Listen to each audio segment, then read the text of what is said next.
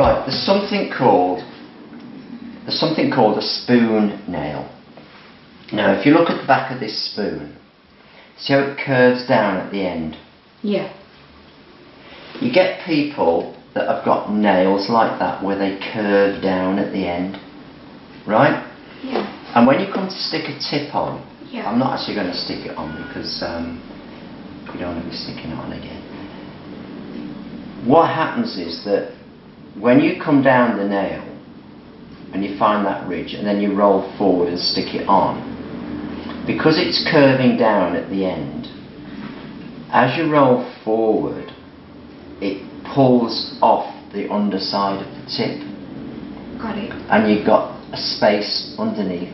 So when we look down there, there's a gap, right? Yeah. Now, all adhesives, nail adhesives, are contact adhesives. So what that means is that as you apply pressure, right, it forces the molecules to come together and stick solid. I could put a drop of glue on the table here, and 3 hours later it'd probably still be wet, right? Oh, okay. So the fact that you apply contact and exclude air sets it, right? Now if you've got a curved nail that curves down at the end, what you need to do when you've got your glue on, you come down,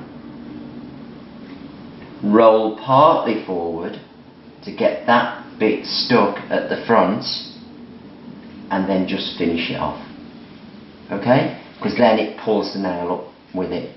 Okay. See, if you just go straight forward, because there's no contact here, because it's curving down, it'll just pull away, because it won't set.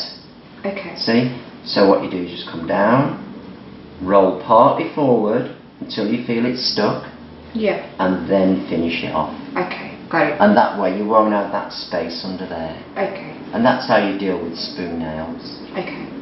Okay? Okay.